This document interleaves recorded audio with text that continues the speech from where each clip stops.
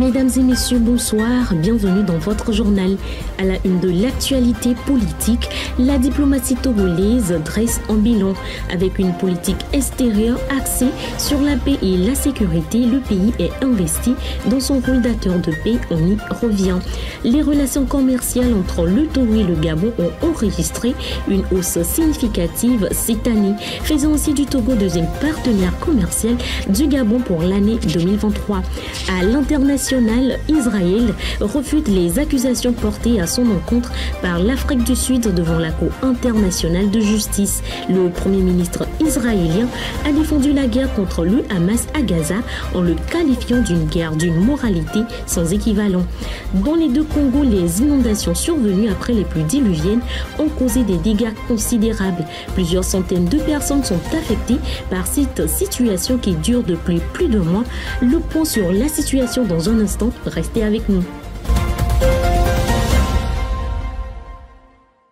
Rebonsoir à tous. La diplomatie togolaise est à l'heure du bilan. Avec une politique extérieure axée sur la paix et la sécurité, le Togo est intervenu dans plusieurs conflits pour réconcilier des camps opposés. Les grandes rencontres ont aussi meublé l'agenda des activités en 2023. Le chef de la diplomatie togolaise, Robert Doucet, a passé en revue les différentes orientations données aux affaires étrangères avec les pays d'Afrique et d'ailleurs. Selon lui, l'éternel combat du Togo est de renforcer la paix et la sécurité en Afrique et dans le monde. La médiation réussie dans la crise ivoiro-malienne en est un exemple. Le pays a aussi été choisi par ses voisins à faciliter les crises qu'il traverse.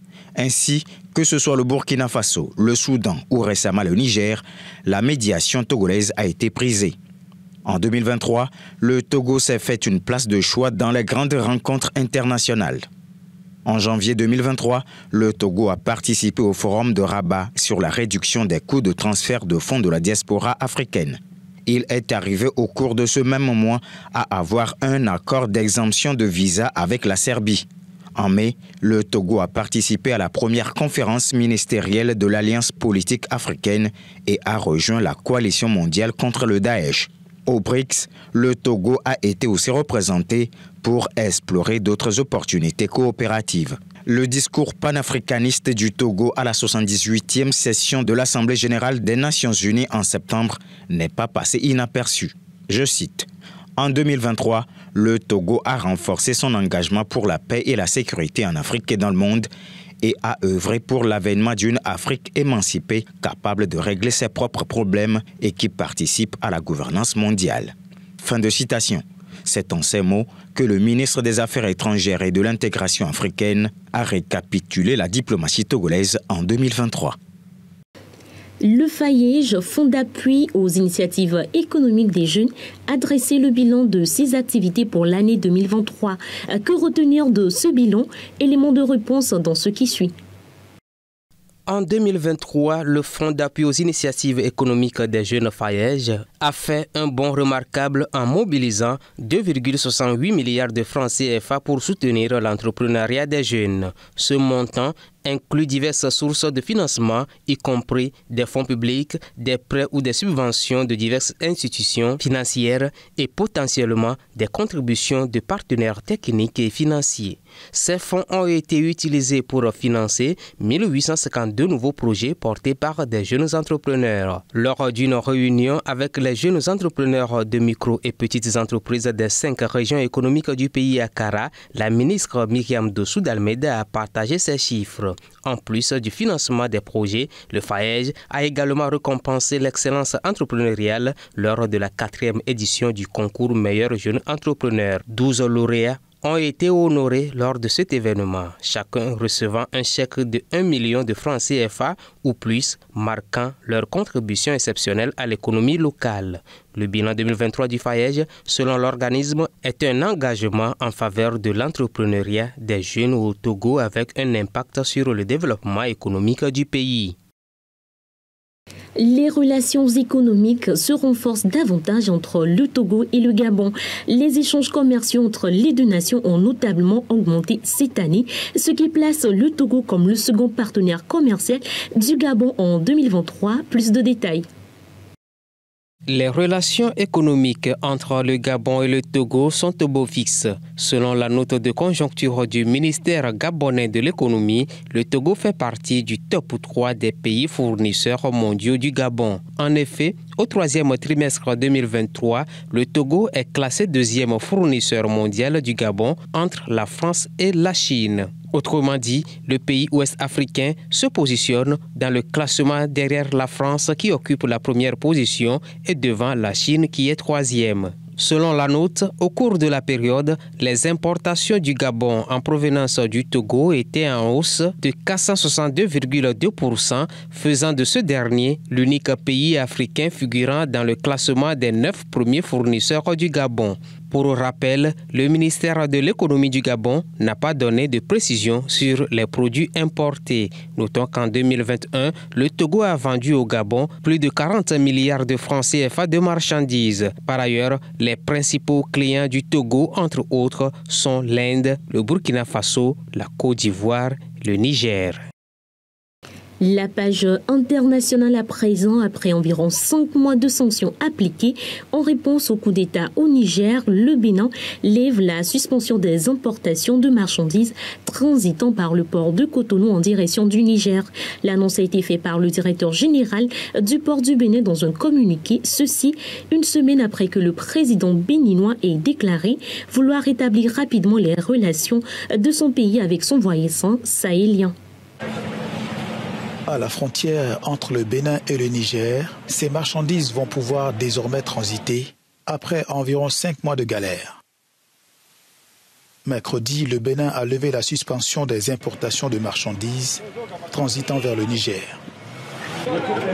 Décision qui intervient près d'une semaine après la déclaration du président Patrice Talon de vouloir rétablir rapidement les relations de son pays avec son voisin sahélien. En réaction à un coup d'État survenu le 26 juillet à Niamey, le Bénin avait appliqué des sanctions décidées par la communauté économique des États d'Afrique de l'Ouest, dont la fermeture de sa frontière avec le Niger, qui avait également fait pareil avec le Bénin. Les sanctions de la CEDEAO à l'encontre du Niger ont de lourdes conséquences économiques pour le Bénin. Ce pays enregistre notamment une baisse de ses revenus portuaires. La République démocratique du Congo et le Congo-Brazzaville sont actuellement frappés par de graves inondations provoquées par des pluies torrentielles. Une situation qui dure depuis plus d'un mois. Les répercussions de ces inondations sont désastreuses, engendrant d'importants dégâts matériels et un nombre élevé de victimes. Reportage. Voilà bientôt un mois que les habitants de ce quartier de Kinshasa vivent les pieds dans les eaux du fleuve Congo. Parmi eux, Servante Awutola, elle vient tout juste de donner naissance à son bébé. Une situation très inquiétante pour cette jeune mère de famille. Cela devient difficile de vivre dans cette maison. Nous n'avons aucun moyen de nous aérer. Certains d'entre nous passent les nuits sur la toiture. Moi, avec mon bébé, je ne peux pas. Alors nous restons dans cette situation déplorable. Petit à petit en RDC, l'angoisse fait place à la colère. Les résultats de l'élection présidentielle sont attendus ce dimanche. Les sinistrés attendent des réponses concrètes du président qui sera élu. Tous nos biens de valeur sont complètement abîmés, noyés dans l'eau. Nous en appelons à l'aide. Nous nous posons la question de savoir si nous avons un président ou pas. Du côté du Congo-Brazzaville, on compte déjà 17 morts et plus de 15 000 sans-abri. Sur l'île Bamouloubassou, la vie s'est arrêtée, tout est submergé. Impossible de suivre un journal, on ne peut plus mettre nos télévisions en marche, donc là on lance un appel à l'aide au gouvernement, qu'il règle ce problème le plus vite possible avant qu'il y ait des morts ici. Dans le village voisin, il y en a eu. Ici, tout est sous l'eau, on mange dans les pirogues. Que Dieu nous vienne en aide. En réponse à ces inondations, le gouvernement du Congo-Brazzaville a débloqué 2,4 milliards de francs CFA, insuffisant pour les ONG sur place. Le risque pour d'abord l'île, c'est le risque de disparition. L'école, tout est inondé et les populations sont obligées de dormir dans des conditions compliquées, difficiles, sans assistance, sans soutien. Et c'est ce que nous déplorons. Et nous voulons profiter de votre micro pour lancer un appel de solidarité. Difficile pour l'heure d'expliquer les causes de cette catastrophe. Les experts environnementaux évoquent les effets du réchauffement climatique et les conséquences des actions néfastes des humains. À la suite des fortes pluies ayant également engendré des inondations à Ladysmith en Afrique du Sud, une vingtaine de personnes ont perdu la vie. Des opérations de recherche sont toujours en cours pour retrouver d'éventuelles victimes. Les précisions. Au moins 21 personnes ont trouvé la mort dans des inondations provoquées par de fortes pluies dans la ville de Ladysmith, dans la province du KwaZulu-Natal en Afrique du Sud. D'après les autorités sud-africaines, il est possible que le bilan s'alourdisse en raison du nombre important de personnes portées disparues. Ces inondations ont eu lieu le jour de Noël, détruisant environ 1400 maisons. Les recherches sont en cours pour trouver les corps de victimes. 7 membres d'une même famille ont perdu la vie dans cette tragédie, la force des eaux ayant poussé leur véhicule dans une rivière. La province du KwaZulu-Natal est régulièrement confrontée à des inondations dévastatrices. En 2022, les pluies diluviennes dans la région avaient tué plus de 400 personnes, alors que les dégâts matériels étaient estimés à plus de 50 millions de dollars. Des milliers de Palestiniens ont été contraints de trouver refuge dans la région de Rafah, selon une annonce des Nations Unies. Ceci en raison des attaques perpétrées par l'armée israélienne dans les zones centrales de la bande de Gaza. Les déplacés se trouvent confrontés à des conditions de vie précaires. Reportage. En voiture, dans des charrettes ou encore à pied, l'exode des populations de Gaza se poursuit, l'enclave palestinienne étant toujours bombardée par l'armée israélienne. Des dizaines de milliers de Palestiniens ont afflué ces derniers jours à Rafah. La ville et ses environs comptent désormais quelques 850 000 personnes, soit plus du triple de sa population normale. Nous sommes arrivés ici il y a 20 jours. Nous n'avons pas trouvé d'endroit où planter une tente et nous restons donc à l'entrée de la mosquée. Je suis ici avec les 3 femmes de mes fils et mon mari qui souffre du dos. Nous n'avons reçu aucun soutien. Nous avons demandé de l'aide à la mosquée et à d'autres organismes, mais ils nous ont répondu qu'il n'y en avait pas. Nous lançons un appel aux pays arabes pour qu'ils nous aident et trouvent une solution. Des réfugiés vivent dans des abris de fortune le long des routes d'une ville déjà surpeuplée. La faim menace alors que l'aide humanitaire ne parvient qu'au compte-gouttes. Parfois, moins de 100 camions par jour, selon l'ONU. Nous avons passé 3 jours à dormir dans un jardin, dans la rue.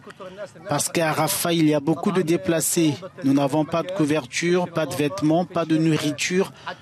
Nous ne savions pas où rester. Le 3e jour, j'ai trouvé un homme bon qui nous a dit que le seul endroit où vous pouviez rester était ici, dans la rue, à côté des égouts. Ce n'est pas un endroit adapté à la vie humaine. L'ONU a déclaré jeudi qu'environ 100 000 personnes étaient arrivées à Rafah, le long de la frontière avec l'Égypte, au cours des derniers jours.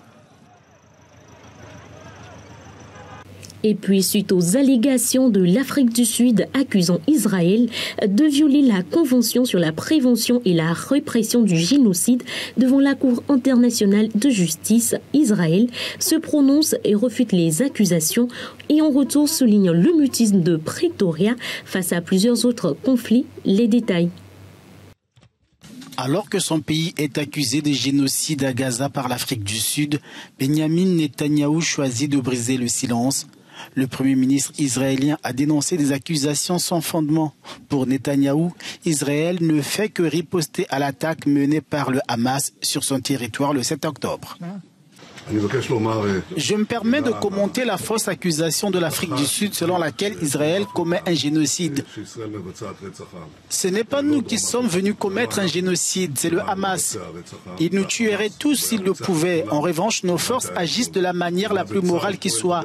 Elles font tout ce qui est possible pour éviter de blesser les civils et le Hamas fait tout ce qui est possible pour les blesser en les utilisant comme boucliers humains. Face à la prise de position des autorités sud-africaines dans le cadre du conflit entre le Hamas et Israël, Benjamin Netanyahou a rappelé le mutisme de Pretoria devant plusieurs conflits à travers le monde. Où étiez-vous lorsque des millions de personnes ont été assassinées et déplacées de leurs maisons en Syrie, au Yémen et dans d'autres endroits?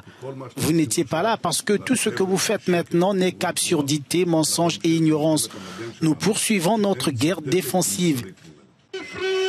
Pour les Sud-Africains, la politique d'Israël à l'égard des Palestiniens est comparable au régime d'apartheid que leur pays a connu. C'est ainsi que se referme cette édition. Merci à vous de l'avoir suivi. Et au nom de toute l'équipe de TVC, recevez nos meilleurs vœux pour cette nouvelle année.